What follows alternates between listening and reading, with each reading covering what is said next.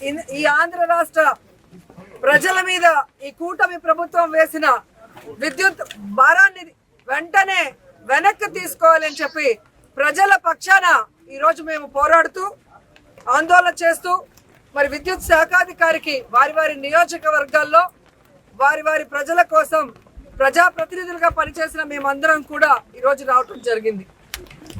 ఈరోజు ఎంత సిగ్గుచేటంటే ప్రజలకేమో ఎన్నికల ముందు చంద్రబాబు నాయుడు గారు కరెంటు ఛార్జీలు పెంచము, వీలైతే తగ్గిస్తాము అని ఆపటం కాకుండా అంతకు మించి ప్రజల దగ్గర నుంచే ప్రభుత్వం విద్యుత్ కొనుగోలు చేసే విధంగా చర్యలు చేపడతామని చెప్పిన మహానుభావుడు. కానీ ఈరోజు దాదాపుగా 6 నెలల్లో 15,500 కోట్ల రూపాయల్ని ఈరోజు ప్రజల మీద బాధిన బాధుడికి ప్రజలందరూ కూడా కృంగిపోతున్నారు. ఈరోజు పవన్ కళ్యాణ్ గారిని అడుగుతున్నాను, మీరు చంద్రబాబు నాయుడు గారు ఎన్నికల్లో ఏం చెప్పారు? విద్యుత్ ఛార్జీలు పెంచము, పెంచితే ఒప్పుకోమన్నావు. మరి ఈరోజు 15,500 కోట్ల రూపాయలు విద్యుత్ ఛార్జీలు పెంచితే ఎందుకు సైలెంట్ గా ఉన్నారు? ఎందుకు వాటిని ఆపమని చెప్పట్లేదు? చంద్రబాబు నాయుడిని ఇలా చేస్తే కరెక్ట్ కాదు అని ఎందుకు నిలదీయలేకపోతున్నారు? అంటే అధికారం కోసం ఒక మాట, అధికారంలోకి వచ్చిన తర్వాత మీకు పదవి వచ్చింది కాబట్టి అన్నిటికీ సరెండర్ అయిపోతున్నారా? ప్రజలకు చెప్పాల్సిన బాధ్యత ఉందని కూడా ఈ సందర్భంగా తెలియజేసుకుంటున్నాను. ఎందుకంటే చంద్రబాబు నాయుడు ఏదైతే చెప్పాడో బాబు షూరిటీ భవిష్యత్తుకు గ్యారంటీ, ఈరోజు బాబు షూరిటీ లేదు, ఆయన హామీలకి గ్యారంటీ లేదు, ఆయన మాటలకి ఈరోజు వారంటీ లేదు అనేది అర్థమవుతుంది. కరెంటు ఛార్జీలు పెంచేశారు, రిజిస్ట్రేషన్ ఛార్జీలు పెంచేశారు, 60% నిత్యావసర వస్తువుల ధరలు పెంచేశారు, ఫ్రీ ఇసుక అంటూనే 2 రెట్లు ఇసుక రేట్లు పెంచేశారు. ఈరోజు వీధి వీధికి మద్యం షాపులు పెట్టి ఈరోజు ప్రజల్ని పీల్చి పిప్పి చేస్తున్నారు. దాదాపుగా 6-7 నెలల్లోనే 1,00,000 కోట్ల అప్పు చేసిన చంద్రబాబు నాయుడు మరి ఎందుకు ఇవన్నీ పెంచుతున్నారు?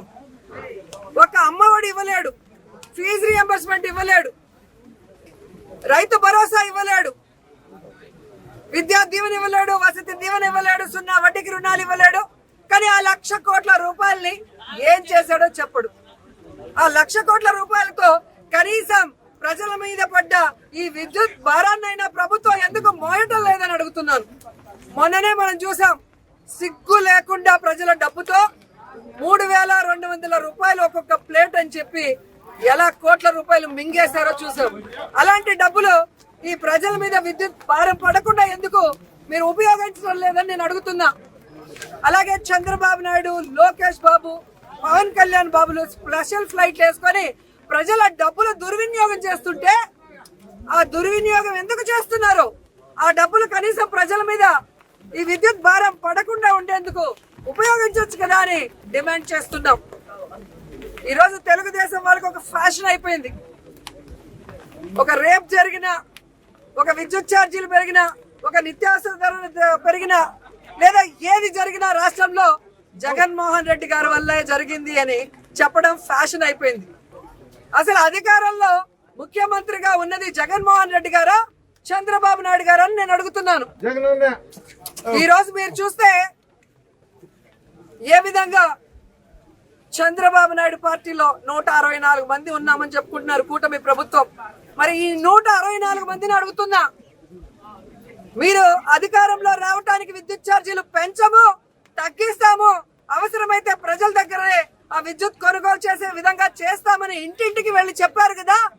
మరి ఈ రోజు ఇంటింటికి వెళ్లి పసుపు షర్ట్లు వేసుకొని, పసుపు చీరలు కట్టుకొని మేము 15,500 కోట్లు పెంచాం, ఓకేనా అని అడిగే దమ్ము ధైర్యం మీకుందా అని నేను అడుగుతున్నాను. ఈరోజు ఎంత సిగ్గుచేటంటే ప్రతి దానికి వైఎస్ఆర్సీపీ మీద దాడి చేయడం, కార్యకర్తల మీద తప్పుడు కేసులు పెట్టడం, బెదిరించడం, భయపెట్టడం, వాళ్ళ ఆస్తుల్ని విధ్వంసం చేయడం. చివరికి ఈ రోజు ప్రజా సమస్య మీద పోరాటానికి వస్తుంటే నిన్నటి నుంచి పోలీసులు బెదిరింపులు.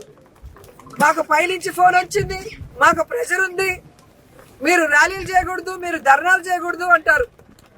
ప్రజాస్వామ్యంలో ప్రజలకి సమస్య వస్తే ప్రజల పక్షాన నిలబడి పోరాటం చేయాల్సిన బాధ్యత ప్రతి ఒక్కరికి ఉంది, ముఖ్యంగా ప్రతిపక్షానికి ఉంది. ఆ రైట్స్ మాకు ఉన్నప్పుడు మీరెవరయ్యా ఆపడానికి అంటున్నా.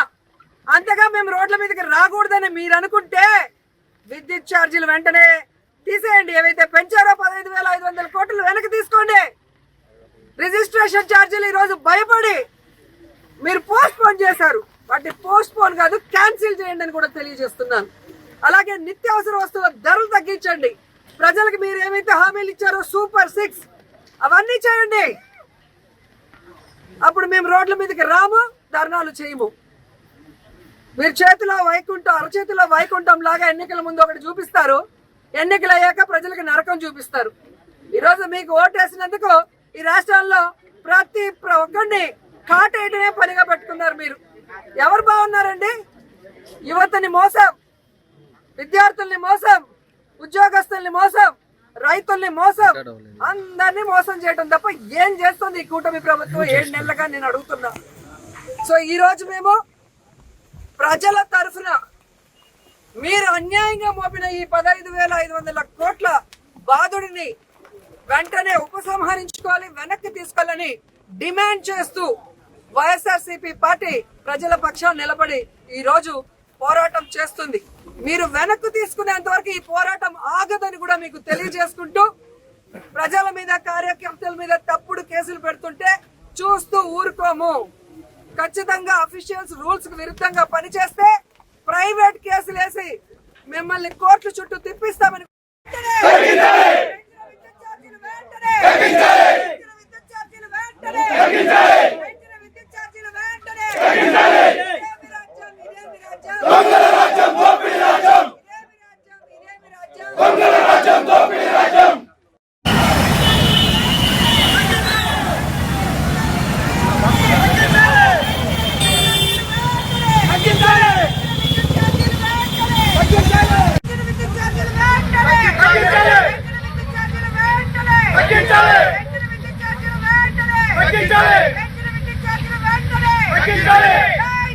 జై జగన్